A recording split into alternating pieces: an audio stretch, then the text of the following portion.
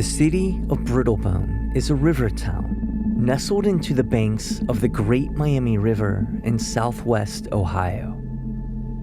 Most of the city sits up on top of a hill overlooking the forested river valley below.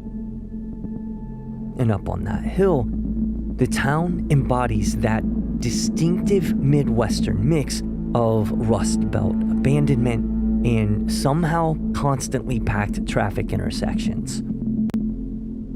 In town, the shells of bankrupted businesses are sprinkled across cracked parking lot.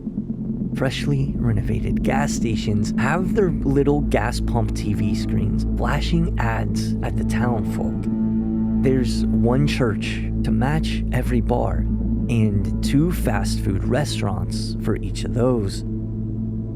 And when the sun goes down in town, it's the haze of this dusty neon fast food and gas station signage that keeps the city in a warm glow. I've learned over the past few years, living away from Ohio, that many people outside of the state have the impression that Ohio is all cornfield. And while this might be absolutely true, Brittlebone doesn't really have much cornfield to it. Beyond the main strip of fast food chains, it's all forest and weathered pavement. Neighborhoods of bi-level homes packed into trees. Brick apartment complexes with tiny rickety balconies. Creeks trickling alongside roadways leading to strip malls housing a dance studio next to a gun shop, next to a cash for gold store that sells vape pens and cell phones from brands you've never heard of once in your life.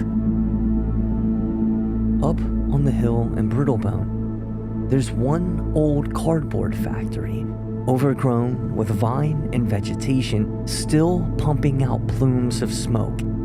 A steady beating heart throwback to the glory days of industry that are now behind the city.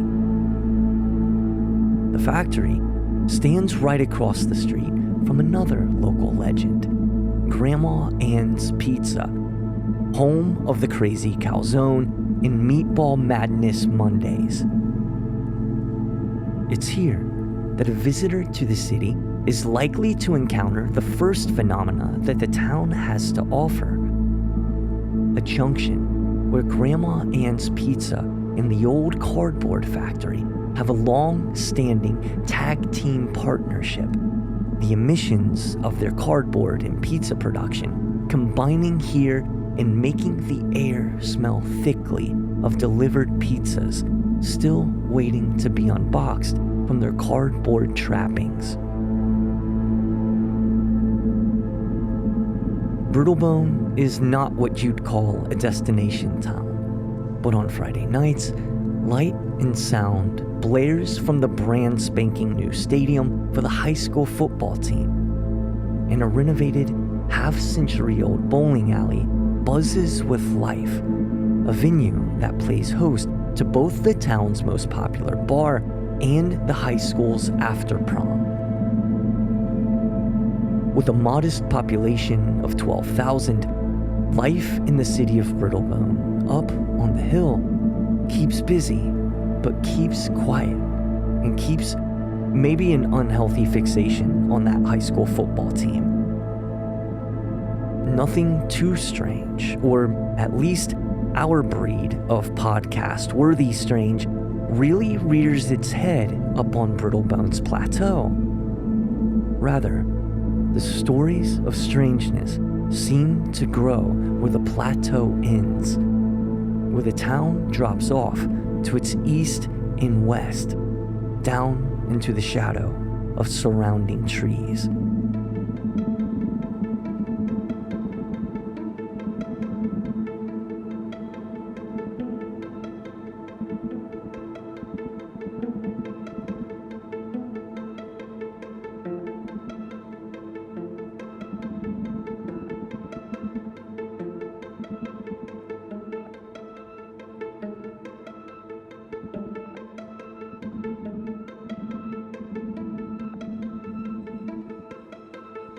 On the east side of town, the city of Brittlebone drops steeply down into the forest of Nathaniel Shear Community Park. Here, the weirdness is beyond rumor and gossip. It's geological. Easily one of the wildest but little-known facts about the town and its geography is that its community park actually rests in a mile-wide crater, the site of an ancient meteor impact that shape-shifted the landscape of Ohio over 300 million years ago. Today, you would never know this without a Wikipedia search. What you'll find in this ancient crater is a forested walking trail, graffiti-tinged picnic areas, and a 9-caged disc golf course rated by the National Disc Golfers Alliance as beginner. The fact that the park sits in an ancient crater is admittedly not much more than a footnote on a geological survey.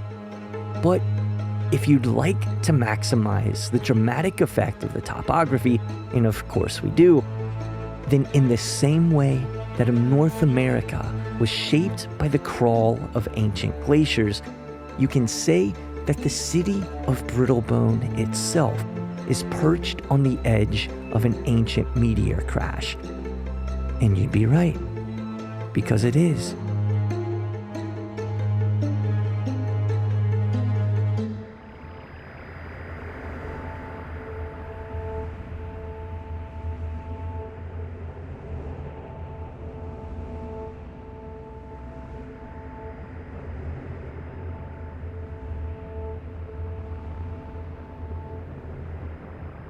However, it's on the opposite side of town, where the city falls away to the west, down into the Great Miami River's valley, that strange stories tend to dominate ancient landscaping facts as the most popular, enduring tales of weirdness around town.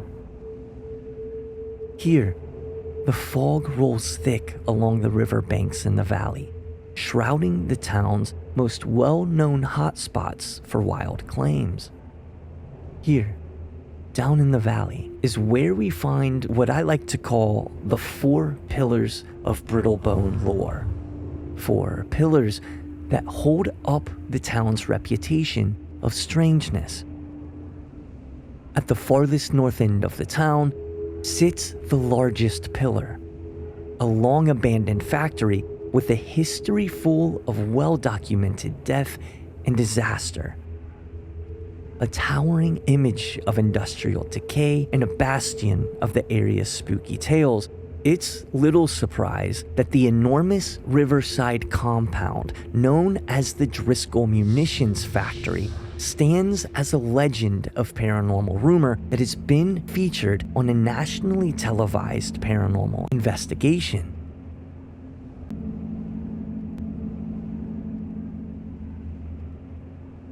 And next to that factory, resting in its shadows, entangled in its tales, lies a second pillar. Spanning the Great Miami River, 20 feet over its rapids and packed full of urban legend, stretches Brittlebone's entry into the phenomena of the Crybaby Bridge, a staple of local paranormal legacy known locally as the Moaning Bridge of Brampton Road.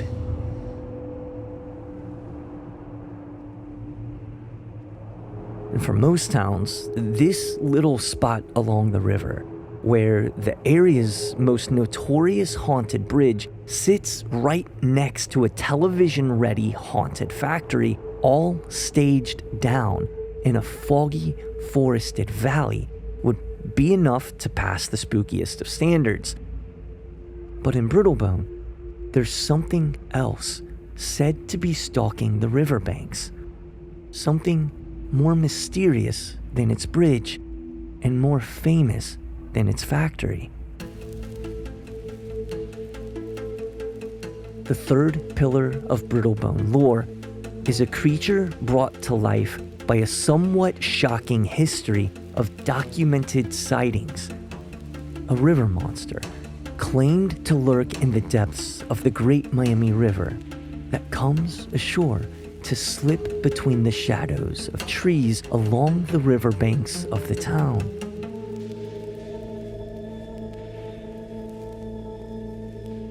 This pillar that put the town of Brittlebone on the map in the world of the weird above all else is the creature known as the Brittlebone Beast.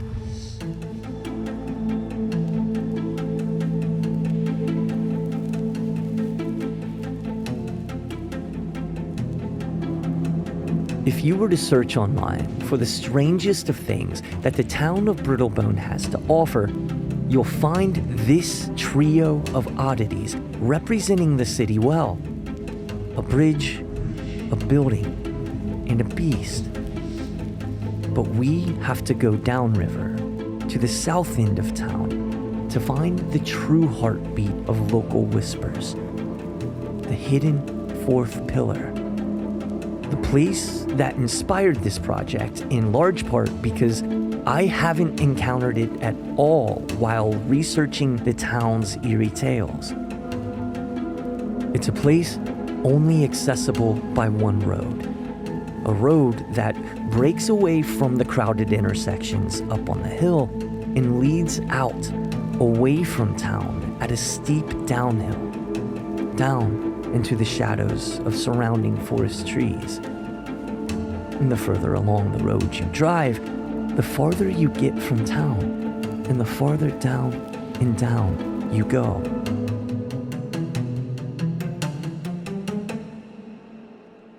When the road ends, you find yourself in a cul-de-sac with 7 houses, circled in by forest. And it's there that you'll find yourself in the Wayward Circle.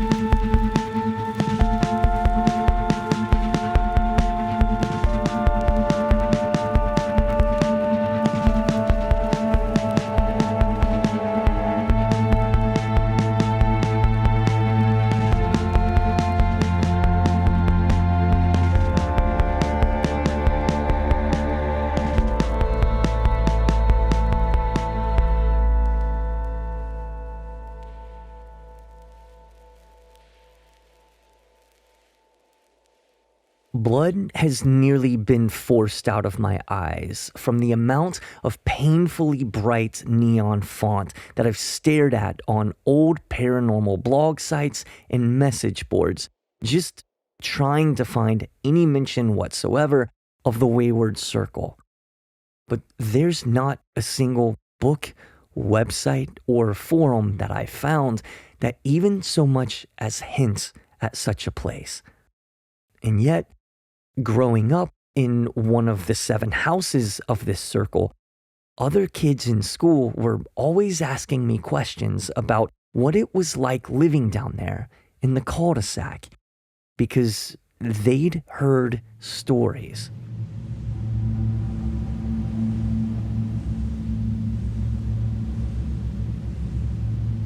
Was it true that animals acted strange?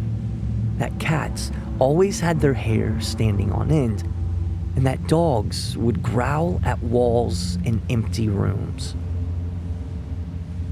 Was it true that things in my house would move from place to place when we were in the other room, or that furniture would rearrange itself when we were gone?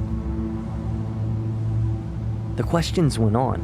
Had I heard my house bumping in the night?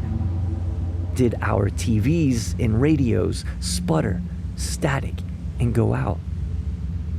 Did the light bulbs really flicker and fresh batteries drain dead? Was it true that the house across the street was haunted? Had I seen ghosts in its windows? Or had I ever caught a glimpse of the Brittlebone Beast, the ever-elusive cryptid darting through the woods behind the homes of Wayward Court? one popular request, had I ever played the game where I said a name 3 times into the bathroom mirror with all of the lights off and only a single candle for light.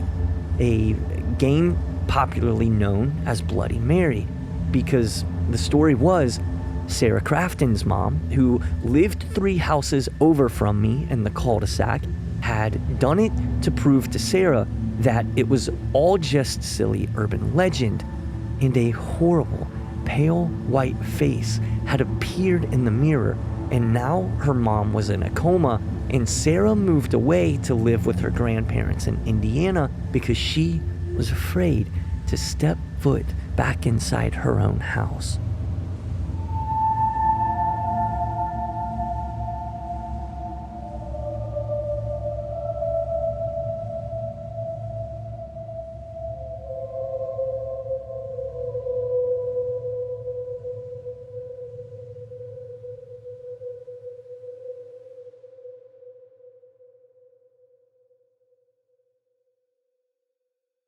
Of course, over time, as my classmates and I grew older, everyone's interest in these weird stories started to fade. Nobody really cared as much about the weird stuff going on in the town around us, as everyone became a bit more preoccupied with the weird stuff going on between us. That is, until the Barker family incident. Then, once again, the questions came about what I had seen and heard. And for this reason, the weird legends of Brittlebone were always kind of tied to the Barker family case in my head. Obviously, I never had any real reason to believe there was an actual connection between the folklore of the town and the very true, tragic crime.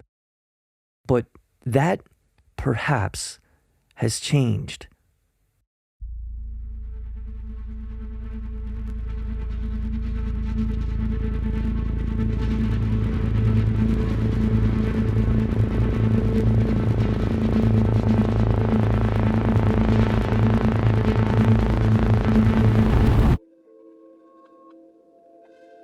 It's important to take a moment and address something here.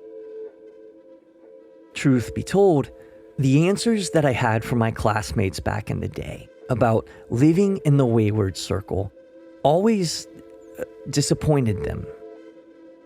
And that's because, despite growing up in the most lore-filled gully of a lore-filled town, and admittedly having an imagination that's captured by all things weird and spooky, I, myself, to this day, have never experienced anything I'd call a bona fide paranormal experience. Sure, sometimes things flickered and went out, and we lost power in my house growing up. We lived way down in a pretty isolated cul-de-sac surrounded by forest that I think was supplied by a single set of power lines. And sure, sometimes things were misplaced in our home, but I never chalked that up to the phenomena of spirits of the dead so much as absent-mindedness of the living. It could absolutely be the case that I've just never been in the exact right place at the exact right time. It could also be true that I'm just not sensitive to these kinds of things. But it's critical that I say this because out of all the strangeness that clings to Brittlebone, Ohio, there's exactly one thing that I ever saw with my own eyes that I know for a fact was real. And it lay just outside of the circle, in the woods behind the homes of Wayward Court.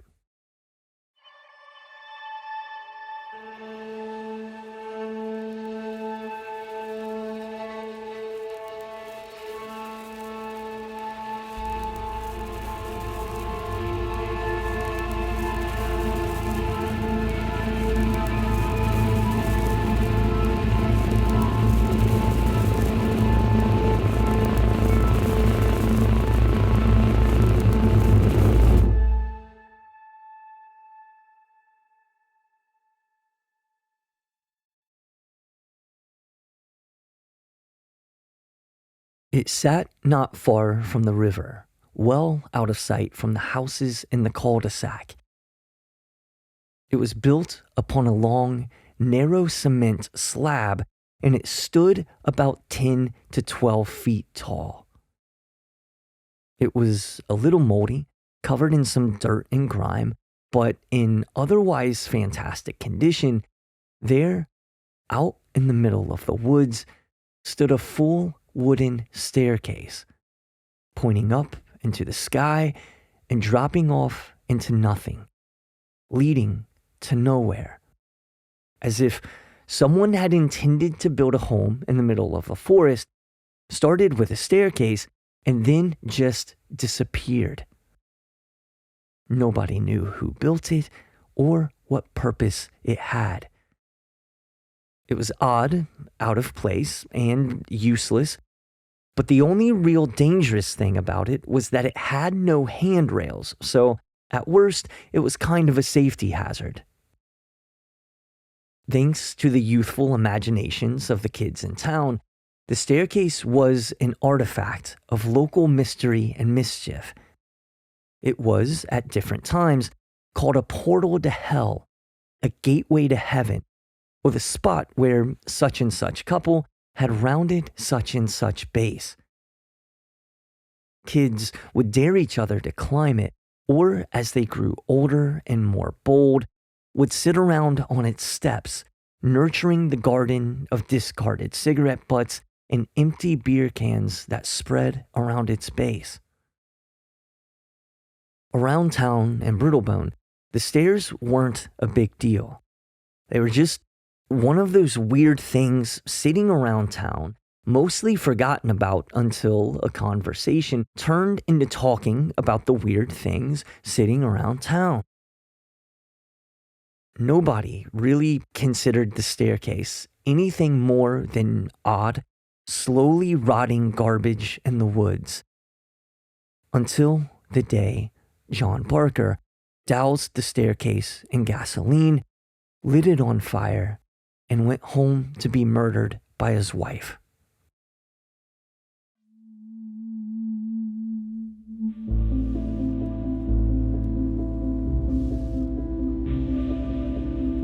Brittlebone, Ohio is written and produced by me, Chance Sinclair, and I wouldn't be doing my due diligence if I didn't take a quick moment to say, if you enjoy the show, please do the like, subscribe, 5-star rating thing.